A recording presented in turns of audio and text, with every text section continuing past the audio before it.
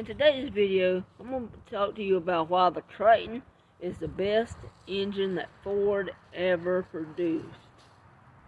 Now, the Triton engine, they started putting those in around 1997. It was actually after they stopped making the Broncos in 1996. 96 was the last year for the Bronco until the revival in 2021, last year. But in 97, they started putting them in the F-150s and the Expeditions, and they redesigned everything, the F-150s. This is a 10th gen F-150, and they started in 97, as I mentioned. Now, there was two versions of the Triton engine for the 10th gen, which ran from 97 to 2003. You had the 4.6 Triton 2 valve, and you had the 5.4 Triton 2 valve.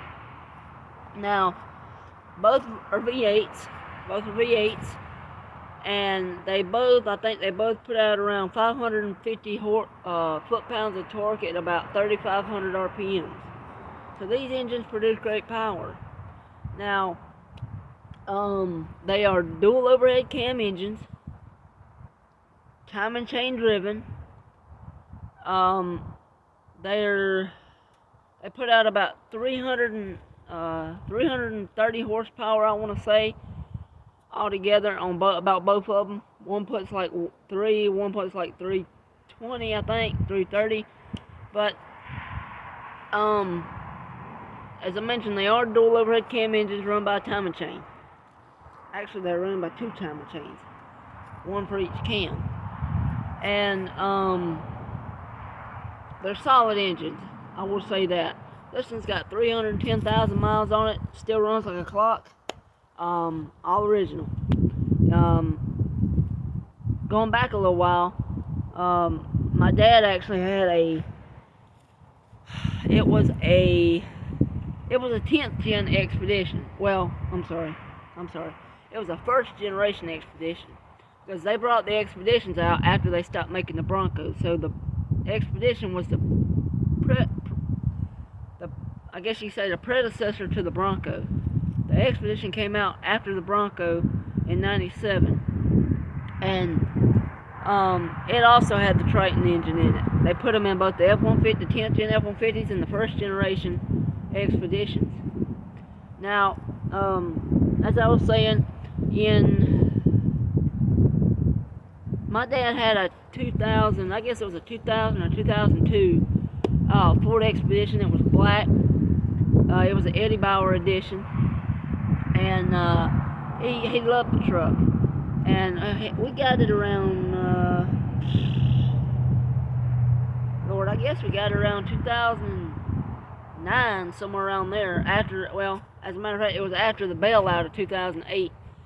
And my dad got rid of all other vehicles except for the Fords, because Ford did not take the bailout money in 2008 like everyone else did. Chevrolet, Toyota, Dodge. Ford did not take the bailout money. But I guess it was around 2009 when he bought it, and it was around a 2000, 2002 Ford Expedition, Eddie Bauer edition, 4-wheel drive, and it was black, so he called it Black Betty. He loved the truck, and he had it for about 3 years. Well, maybe it was longer than that. No, it couldn't have been longer than that, because we got around, I guess we got around 2008, 2009, somewhere around that time. But anyway, we went everywhere in that truck. We went to the mountains, we went to the beach, we went to Florida twice. My grandma and grandpa drove it and pulled their camper with it to the mountains and to the beach, to the Outer Banks, Great truck, never had any problems out of it. My dad changed the oil over 5,000 miles, changed the spark plugs once or twice, and never had any problems out of it. And in spring 2011, I believe it was, we don't know what happened to this day. We still don't know. But my dad got up and went to work one day, and he stopped by the gas station on his way to work to get him a drink. Now, he wasn't in there, 5 minutes. You know, he got out of the truck, walked in, got his drink, and went to the counter. When he got to the counter, the lady at the register said, "Who's driving a black Ford SUV?" My dad raised his hand and said, "That's me." The lady looked at him and said, "Sir, it's on fire." My dad was like, "What the hell?" He went out there and it was rolling smoke. I mean, it was burning like, you know, like crazy from under the hood and everything. He got the hood up and it took him, I don't remember how long, but it took him quite a while to get that that fire put out. You know, it was rolling smoke, black as tar. You know, everything burnt. We don't know what happened. They said it was a recall, but I really don't know. I think it was a leaky injector. But then again, it did have about 350,000 miles on it. But they don't know what happened. Nobody knows what happened, really. Why it caught on fire like that. Like I said, I think it might have been a leaky injector. But after that, they took it away and still don't know anything. That's been 10, 12, 11 years ago. We don't know what happened. But like I said, I think it was a leaky injector. But anyway, getting back to the basis of the video, Triton engines, as I said, the great engines, dual overhead cam, time and chain driven, they can run forever as long as you change the oil and filter every 5,000 miles. Now,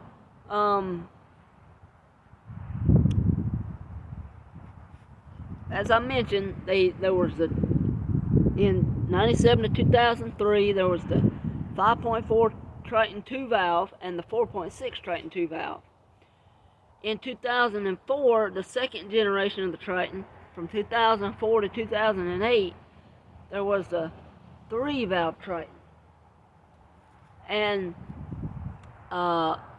they had the 5.4 3 valve and the 4.6 3 valve Triton. Now those were troublesome in some ways, for most people that is, because they put in these 2-piece spark plugs. And they put in the 2-piece spark plugs, which later on down the road people found out had a tendency of breaking when they tried to remove them. And but what people don't understand is the reason they broke, or some of them ejected from the head. I've seen that happen, and not had that happen, but I've seen that happen. They eject from the head after you try to replace them. But what causes that is, to begin with, if you don't know anything about spark plugs, they are already pre-gapped from the factory and already have a coating of anti-seize on them from the factory. When you get them, you don't have to put anything on them. You just install them, and just, you can check the gap if you want to, but don't put any other anti-seize on them, because they have a coat of anti-seize on them from the factory. But again, the reason most of them ejected from the head was whenever they changed the spark plug, they had no idea. They thought, oh, it's dry, so I'm going to put anti-seize on it to keep them coming out. That was their mistake. Because what happened was, they put that second coat of anti-seize on them, not knowing it already had a coat from the factory, and it was so slippery, it wouldn't hold in it. The spark plug wouldn't stay in the head, and it vibrated out from all that lubrication on the threads, and it would eject from the head every time. Now, they claimed that it was because of that cylinder head's not having enough threads for each of the spark plugs. Well, that's not what it was at all. Like I said, people putting a second coat of anti-seize on them, and it not, and it just working its way loose from all that lubrication, and it was just too slippery, and it would just shoot out of the head every time. But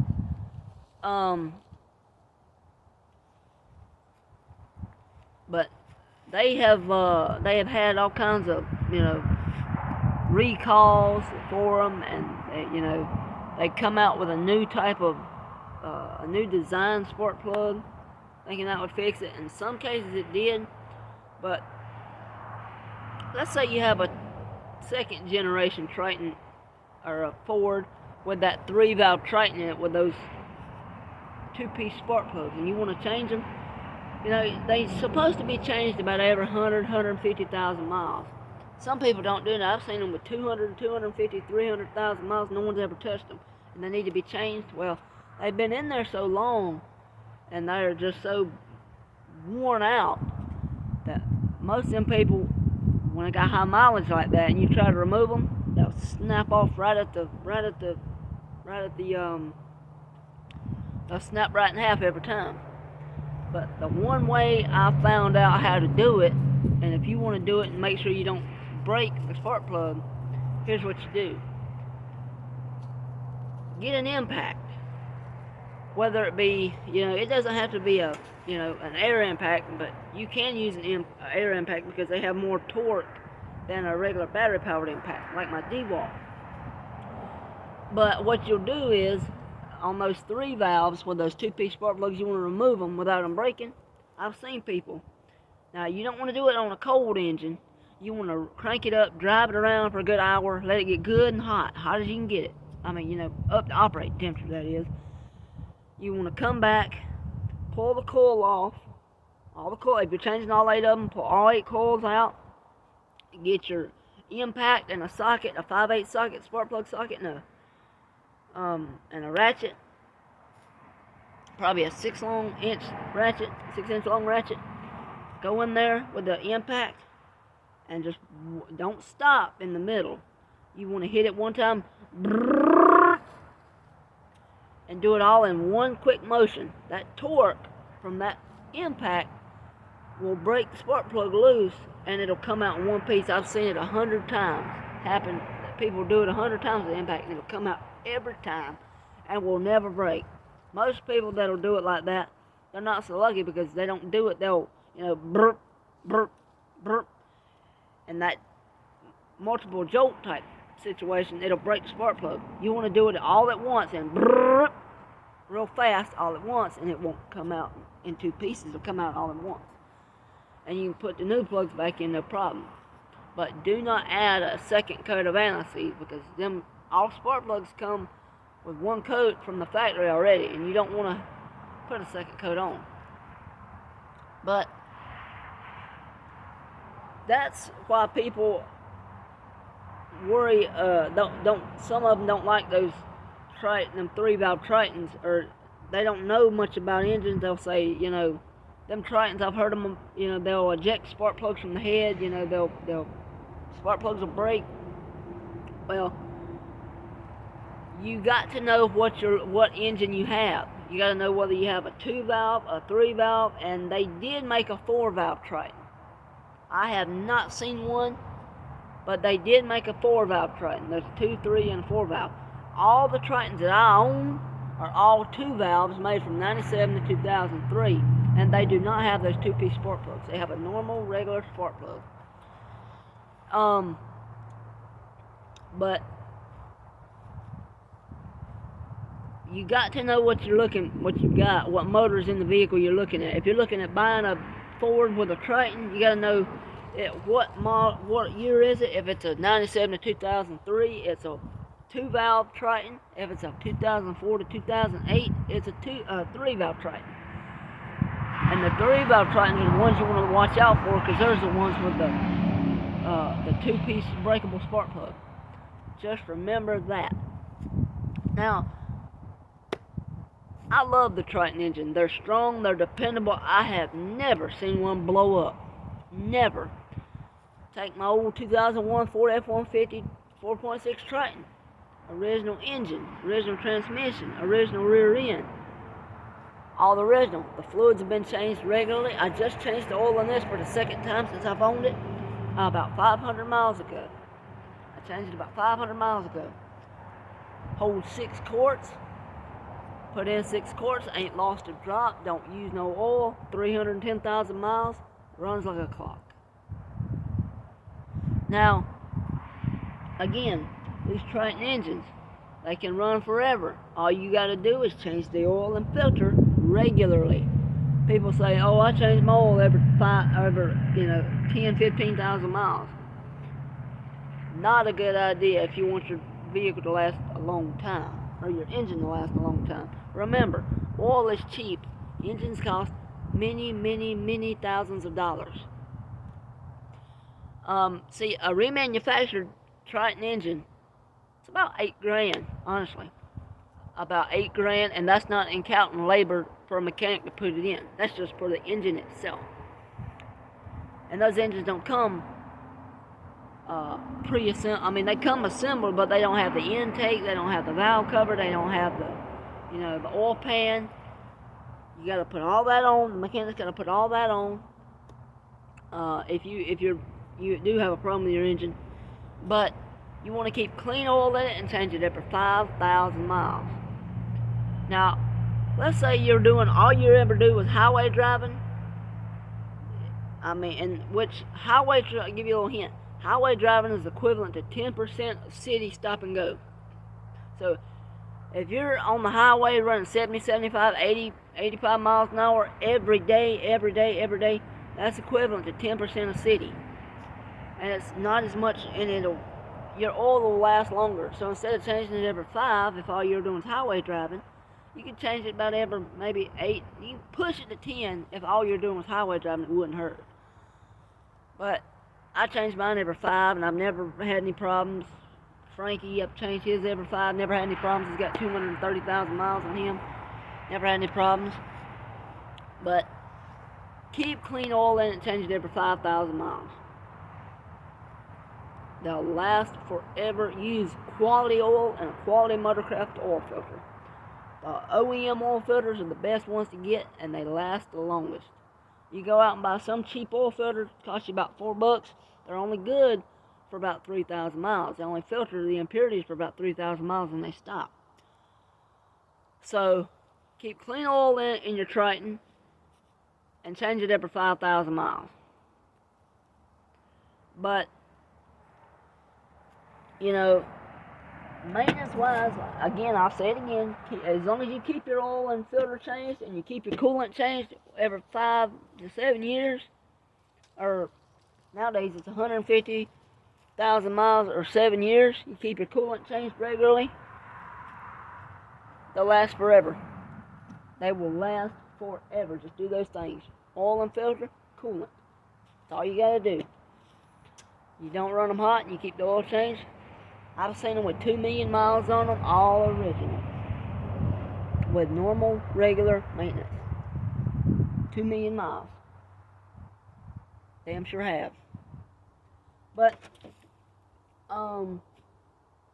what else?